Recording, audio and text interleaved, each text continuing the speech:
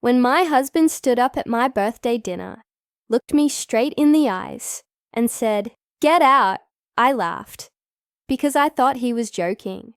Everyone else stayed silent. No one defended me. Not his parents. Not our friends. Not even the waiter who had just brought out my cake. That silence lasted exactly 7 seconds. 7 seconds that destroyed my marriage and revealed a truth I was never supposed to discover. I picked up my purse, walked out without saying a word, and by the end of that night, I knew my life, and his, would never be the same again. This isn't just a story about humiliation. It's about what happens after everyone thinks they've won. I never believed birthdays could hurt. To me, they were just dates on a calendar. Quiet reminders that time was moving forward, whether we were ready or not. But that night, I learned something different. Birthdays don't hurt on their own. People do.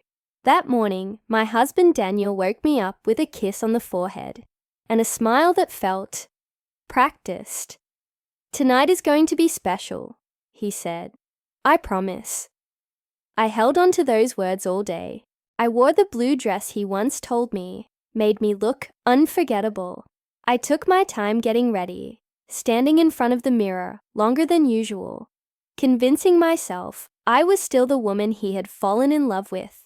When we arrived at the restaurant, everything looked perfect. Soft lighting, candlelit tables, quiet music humming beneath the sound of laughter, and glasses clinking together. A long table was waiting for us, already full. His parents, our friends, people who had watched our relationship from the outside and always said the same thing: "You're so lucky." Daniel sat beside me, his arm brushing mine, but something felt wrong. He barely spoke, barely looked at me. I told myself I was imagining it. Dinner passed slowly. Compliments were exchanged. Toasts were raised. Stories were told.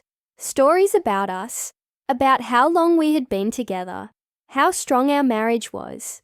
I smiled through all of it. Then the cake arrived. Chocolate. Candles glowing. My name written in careful letters. Everyone stood up and began to sing. For a brief moment, my chest tightened. Not with sadness, but with gratitude. I felt seen, celebrated, loved. When the song ended, Daniel didn't sit back down. He stood. At first, I expected a speech, a joke, something sweet. Instead, he looked straight at me. His expression was cold, empty, and then he said it, not loudly, not angrily, just clearly enough for everyone to hear. "Get out!" I laughed. A small, confused laugh. The kind you make when your mind refuses to accept what your ears just heard. "You're not funny," I said softly. "You scared me." No one laughed with me. The room fell into a silence so deep, I could hear my own breathing. I turned my head slowly, searching the faces around me. His mother stared at her plate. His father avoided my eyes. My best friend pressed her lips together, saying nothing. That was when my smile disappeared. "Daniel, what do you mean?" I asked, my voice barely holding together. He didn't explain. He didn't hesitate. He repeated it. "Get out, now." Something inside my chest shattered. I waited. I waited for someone to stand up, for someone to say this had gone too far, for someone to defend me. No one did. The waiter stood frozen beside the cake, the candles still burning, wax dripping slowly onto the plate, like time refusing to move. That was the moment I understood. This wasn't a joke. This wasn't anger. This was planned. I picked up my purse with trembling hands. I didn't cry. I didn't scream. I walked away from the table, past strangers pretending not to stare, past the life I thought I knew. As soon as I stepped outside, the door closed behind me, and with it, the sound of cutlery returned. Conversations resumed. Laughter continued. As if I had never existed. Everyone knew what was about to happen that night. Everyone. except me. The cold air outside wrapped around me like punishment.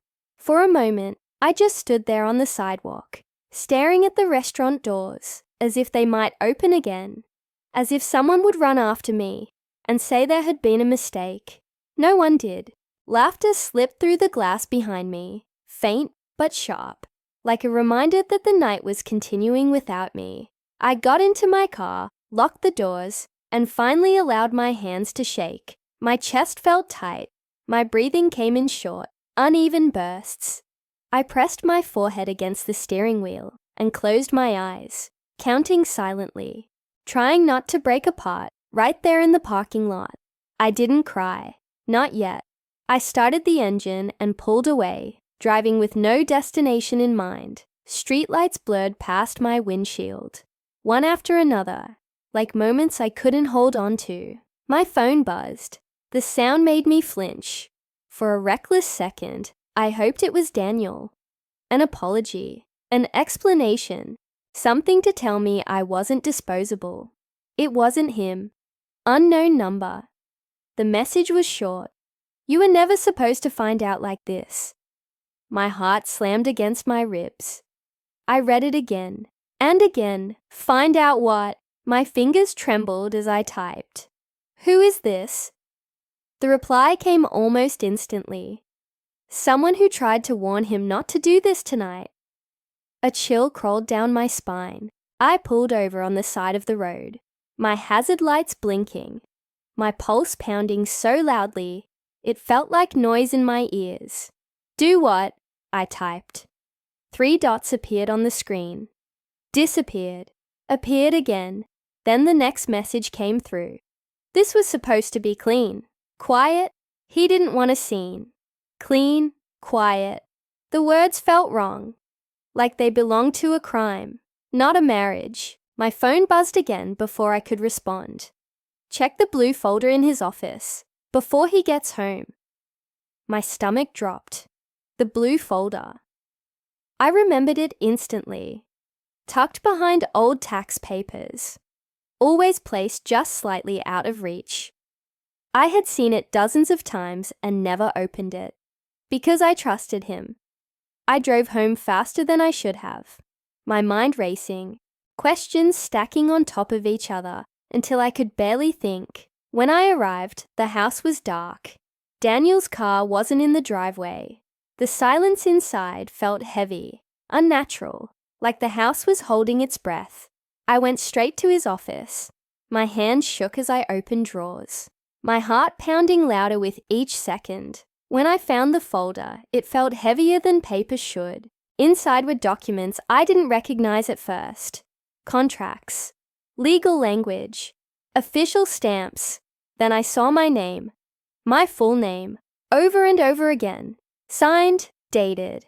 I flipped through the pages faster, panic rising with each one. These weren't old documents. They were recent, carefully prepared. Then I saw the highlighted section. A date, my birthday, today, below it, a time, 9:30 p.m. My breath caught in my throat. I checked the clock on the wall. 9:14. My phone buzzed again. If that transfer goes through, you lose everything tied to that account.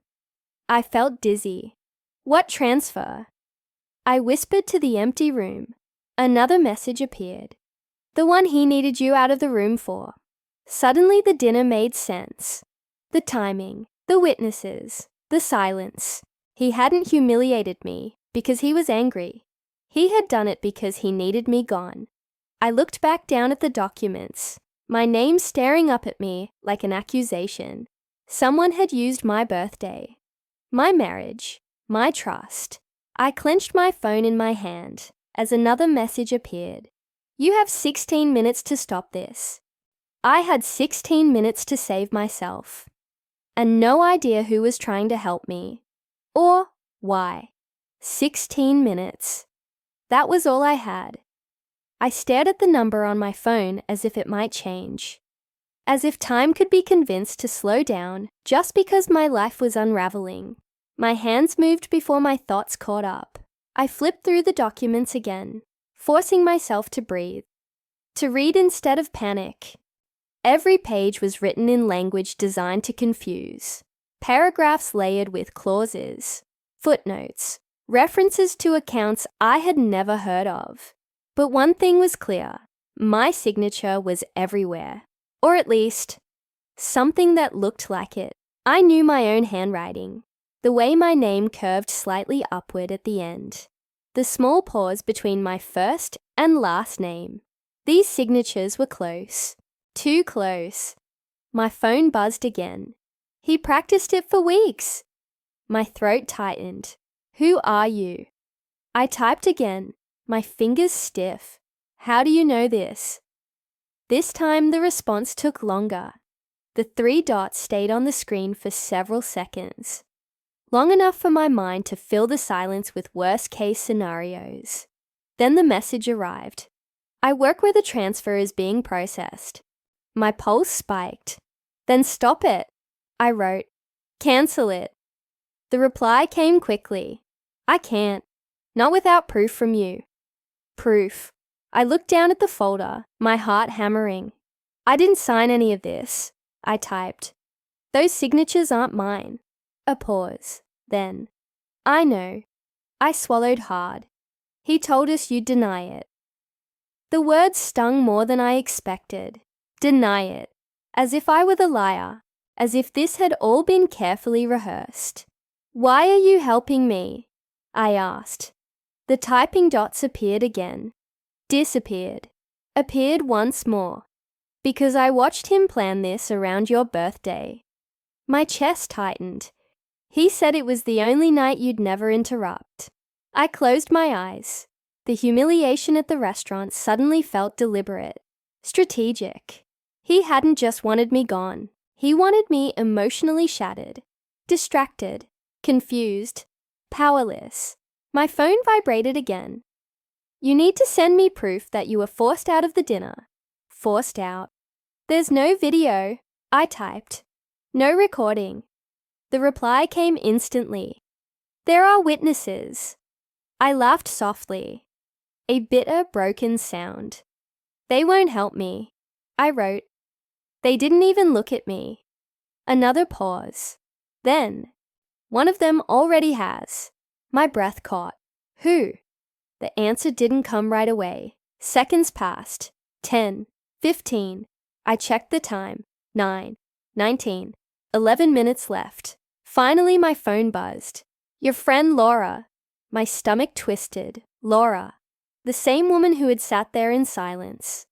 The same woman who hadn't followed me outside. The same woman I had trusted with every secret of my marriage. She sent a statement. The message continued. She said she was afraid, but she confirmed everything. My hands shook so badly, I nearly dropped the phone. Fear. Everyone had been afraid. Afraid of Daniel.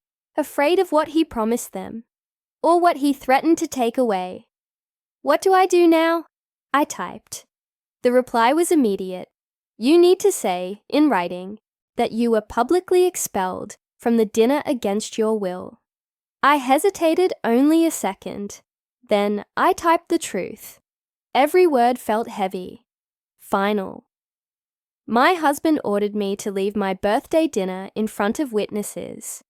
I did not consent to any transactions scheduled for tonight. I did not sign those documents. I hit send. The clock ticked. 9:23. My phone buzzed again. Received. I exhaled for the first time in what felt like hours. Will that stop it? I asked. The reply came slower this time. It will delay it. My heart sank. Delay isn't enough. Another message followed. There's something else you should know. I stared at the screen, dread pooling in my stomach. This wasn't just about money. If it wasn't about money, what had my husband really been planning? I stared at the message, my heart pounding so loudly I could barely hear my own thoughts. This wasn't just about money. For a long moment, I didn't type anything. Some truths feel heavier before you even know what they are. Then what was it about? I finally asked. The 3 dots appeared, paused, disappeared. When the reply came, it was short. Control. The word lingered on the screen, sharp and deliberate. Daniel wasn't just moving assets. The message continued. He was making sure you couldn't stop what comes next. I felt my stomach tighten. Stop what? I typed. Another pause. Then, the narrative. I frowned. I don't understand. My phone buzzed again. He needed witnesses. The restaurant flashed through my mind. The long table, the silent faces, the way no one intervened. Witnesses for what? The answer came slower this time. For your instability. The words hit me like a physical blow. He's been telling people you're emotionally volatile. The message continued. That you've been struggling. That tonight would prove it. I felt sick. Prove what? That you overreact. That you're unpredictable. That you can't be trusted with decisions. I sank into the chair beside the desk. My legs weak. The humiliation wasn't just cruelty. It was evidence. Why would he do that? I whispered aloud. The reply came almost immediately. Because there's a legal filing tied to tomorrow morning. Tomorrow. If approved. The message continued. He gains temporary authority over joint assets and certain personal decisions. Personal decisions. My skin crawled. You're saying he was trying to make me look unstable, so he could take control? Yes. I closed my eyes, images colliding in my mind. Daniel watching me cry during arguments.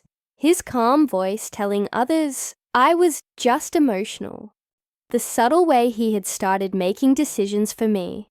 Who else knows about this? I typed. The response came with no hesitation. The woman he listed as a supporting witness. My chest tightened. Of course. There it was. The other woman. His affair, I wrote. I knew it. The reply came fast. No. I blinked.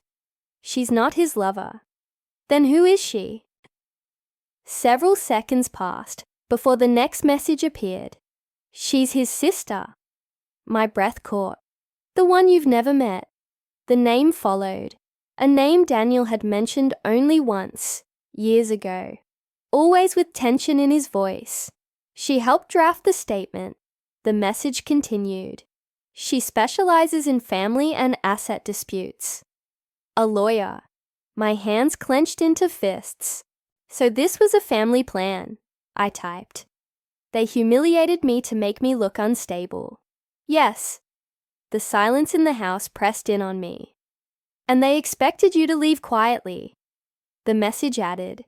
Disappear for the night. Maybe longer. A chill ran down my spine. What happens if I don't? I asked. The reply took longer than any before. When it came, it was careful. Then you become a problem. I stared at the words, problem, the same way Daniel had started referring to things he couldn't control. My phone buzzed again. But there's something he doesn't know. What? He made a mistake tonight. My heart skipped. He underestimated you. What mistake had my husband made? And how could it change everything? I read the message again. He made a mistake tonight. My pulse quickened. What mistake? I typed. The reply didn't come right away. Seconds stretched, each one louder than the last. I glanced at the clock on the wall. 9:27. 3 minutes until the scheduled transfer. My phone buzzed. He needed you gone before the authorization window closed. I frowned. Authorization window. A biometric confirmation. The message explained. Linked to your presence and your device. I stared at the phone in my hand. My phone? Your Face ID. Your location. Your behavioral confirmation. My stomach dropped. The system flags transfers like this, if both parties are detected in the same place. The pieces slammed together. He didn't just want me embarrassed. He wanted me physically removed. So, if I had stayed, I typed. The response came immediately. He couldn't have completed it. My hands shook. The dinner wasn't for you. The message continued. It was to make sure you left publicly and emotionally. Publicly, emotionally. 2 words that explained everything. And the mistake? I asked again. This time, the reply felt almost deliberate. He assumed you'd go home and shut down. Cry, sleep, stop checking your phone. I let out a slow breath. He knew me. Or at least he thought he did. He didn't expect you to read the documents. The message added, and he didn't expect Laura to speak. Laura. Why did she help me? I asked. A pause. Because she overheard something she wasn't meant to. My chest tightened. Daniel told his sister the plan would work because you were too emotional to fight back. The words burned. I clenched my jaw. What do I need to do? I typed. The reply came with urgency. You need to stay active. Keep moving. Keep responding. The system logs behavior patterns. I glanced at the clock. 9:29. You're in the clear for now. The message said. The transfer window just closed. My breath left me in a rush.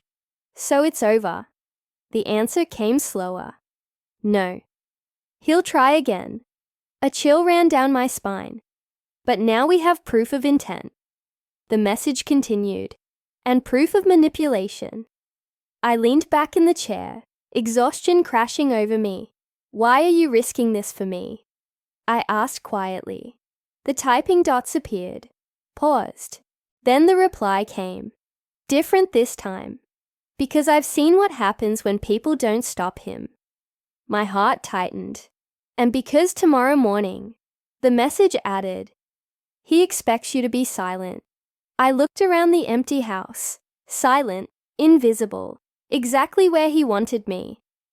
I won't be, I typed. The reply came instantly. Good. Another message followed. Get some rest. Tomorrow changes everything. My phone went dark. I sat there in the quiet, the weight of everything settling into my bones.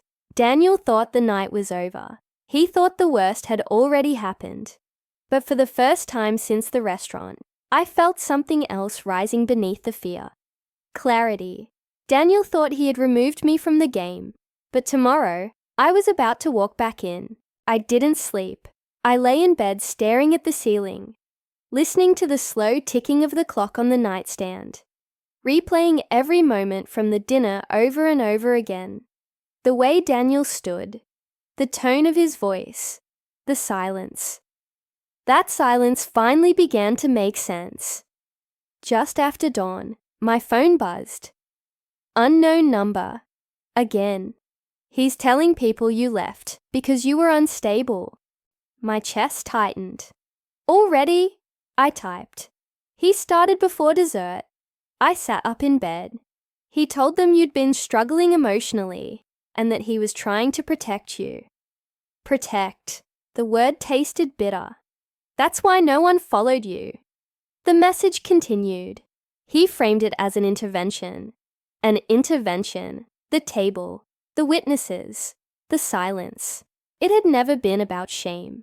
It had been about credibility. Who believed him? I asked. The reply came with unsettling honesty. Almost everyone. I felt my throat close. People tend to believe the calm voice. The message added, especially when it belongs to a husband. I got out of bed and walked to the window. Morning light spilled across the street, ordinary and cruel in its normalcy. What about his parents? I asked. The typing dots appeared. They knew. My heart sank. They've known for months. Months. I closed my eyes. They helped him frame it as concern. The message said. They thought it would save the marriage. Save. By destroying me. And Laura? I typed. The response took longer this time. She didn't know the full plan. But when she realized what was happening, she froze. I swallowed. Fear makes people quiet. The message continued. Daniel counts on that. I wrapped my arms around myself. So the silence wasn't indifference. No, came the reply. It was participation. The word hit hard. Participation. By doing nothing. There's something else. The message added. You weren't the first. My breath caught. The first what? The first wife he tried this with. The room felt suddenly too small. There was a previous case. The message continued.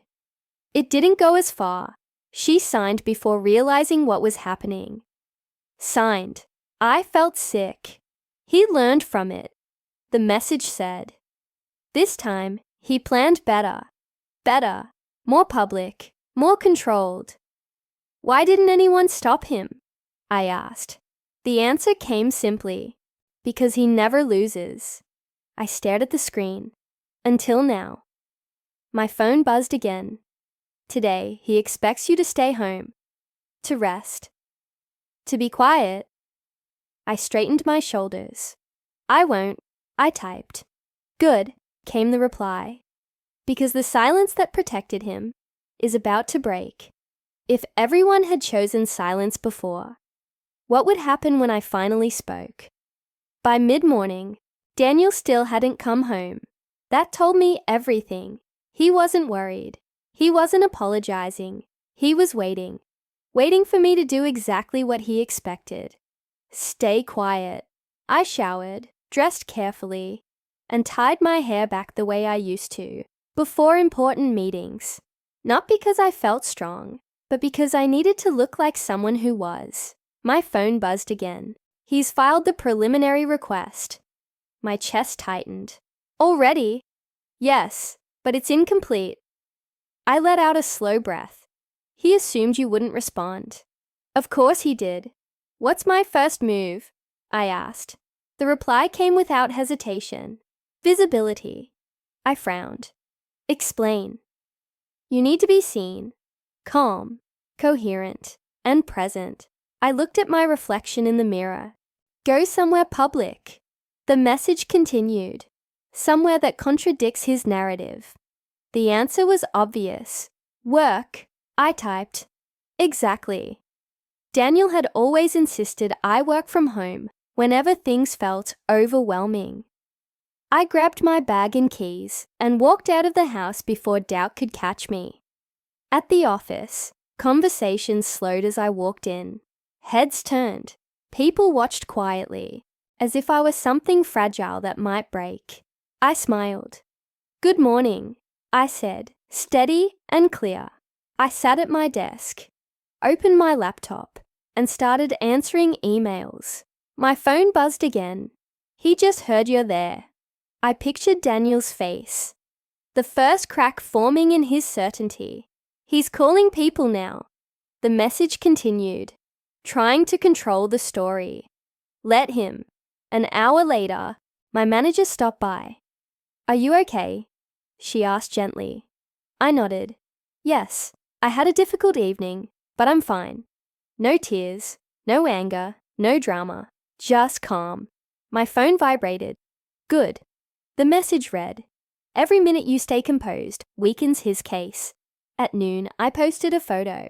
Nothing dramatic, just a picture of my coffee cup on my desk. Caption, back to work. My phone buzzed almost instantly. He saw it. I smiled. He's angry. For the first time since the restaurant, I felt something shift. Daniel had always believed emotions made him powerful. He never considered what clarity could do. There's one more thing, the message added. He didn't expect you to do. What? I typed.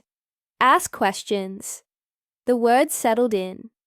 Questions meant attention. Attention meant scrutiny. I opened my email and began drafting messages. Careful, neutral, polite, to a lawyer, to an old colleague, to someone who had once hinted they owed me a favor. My phone buzzed again. That's it. The message said, you've officially stepped out of the role he wrote for you. I leaned back in my chair. For the first time, I wasn't reacting to Daniel's moves. I was forcing him to react to mine.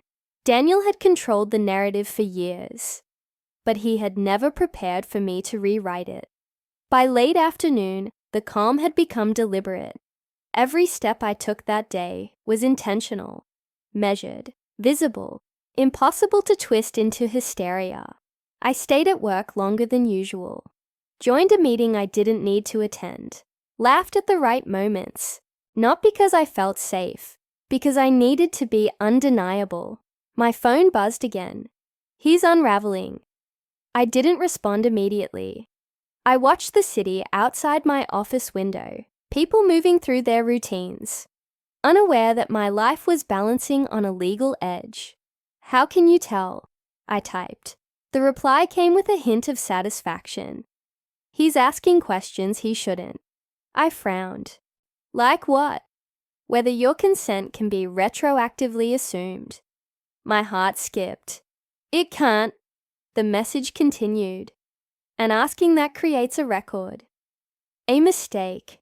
I closed my eyes briefly. "He filed too fast." The message added. "He didn't account for the digital trail." "What trail?" I asked. "Behavioral logs, location confirmation, timestamp conflicts." The pieces clicked together. You were publicly expelled from a location at the exact moment he claims you were voluntarily absent. Voluntarily absent. That contradiction matters, the message said. A lot. My phone buzzed again before I could respond. "There's more." He used a template. I smiled faintly. "From before?" "Yes. From the previous case." My stomach tightened. He forgot to remove a reference. "A name." My breath caught. "Whose?" The answer came slowly. "Yours." I stared at the screen. "Your maiden name." The message clarified. "One you haven't used in years." Daniel had always prided himself on control. He hadn't noticed the details slipping. "That alone doesn't end it."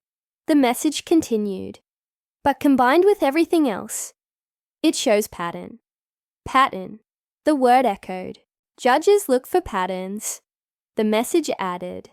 "Not emotions." I felt something inside me settle.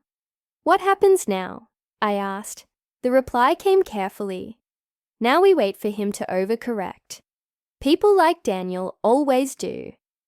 As if on cue, my phone lit up again. This time with Daniel's name. Calling, I let it ring. Then again, and again. My phone buzzed with a new message. "Don't answer." Every unanswered call helps. I placed the phone face down on the desk and leaned back. Daniel had always believed silence was his weapon. He never imagined it could become mine. Daniel was losing control. And when he tried to take it back, he would make the mistake that exposed everything. Daniel showed up at my office just before closing time. I saw him through the glass walls before he saw me, standing too straight, jaw tight, rehearsing the calm expression he used when he wanted to look reasonable. The same expression that had fooled everyone at the dinner. He smiled when he spotted me. "Can we talk?" he asked, as if nothing had happened. I stood slowly. "Yes," I said. "We can. Not here, not alone." We sat in a small conference room, the door open, glass walls on every side. People passed by, glanced in, noticed us. Visibility. Daniel didn't like that. "I was worried," he began. "You left so suddenly last night." I met his eyes. "You told me to leave." He sighed softly, shaking his head. "I asked for space. You were overwhelmed." There it was. The narrative. I said nothing. The silence stretched. Daniel shifted in his seat. "I filed the paperwork this morning," he continued carefully. "Just temporary, to protect both of us." Protect, that word again. "Did you file it using my maiden name?" I asked. He froze. Just for a second. but it was enough. "I don't know what you're talking about," he said. "You also claimed I was voluntarily absent," I added, "at the exact time I was publicly expelled from a restaurant." His smile thinned. "You're twisting things," he said. "This is exactly what I mean." I leaned forward slightly. "Then explain why you tried to process a biometric confirmation while I was being forced out." His hand clenched. "I don't know who's filling your head with this," he snapped, "but they're manipulating you." I didn't raise my voice. I didn't cry. I simply said, "I'm documenting this conversation." He stood abruptly. "You're making a mistake," he said. "You don't know how this works." I looked up at him. "I know enough to know you needed me silent." The room felt suddenly smaller. Daniel lowered his voice. "This could get ugly," he said. "For you." I smiled. "That's funny," I replied, "because everything you just said helped me." His eyes widened. "You recorded this?" he asked. "No," I said. "You did." He stared at me, confusion flashing across his face. I stood. "We're done," I said. As I walked out, my phone buzzed. That was it. He confirmed intent.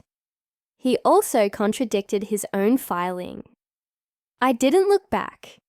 For the first time, Daniel had walked into a room believing he was in control and left knowing he wasn't. Daniel had tried to intimidate me, but in doing so, he handed me everything I needed. Daniel underestimated one thing more than anything else: how quickly the truth moves once it no longer belongs to just one person.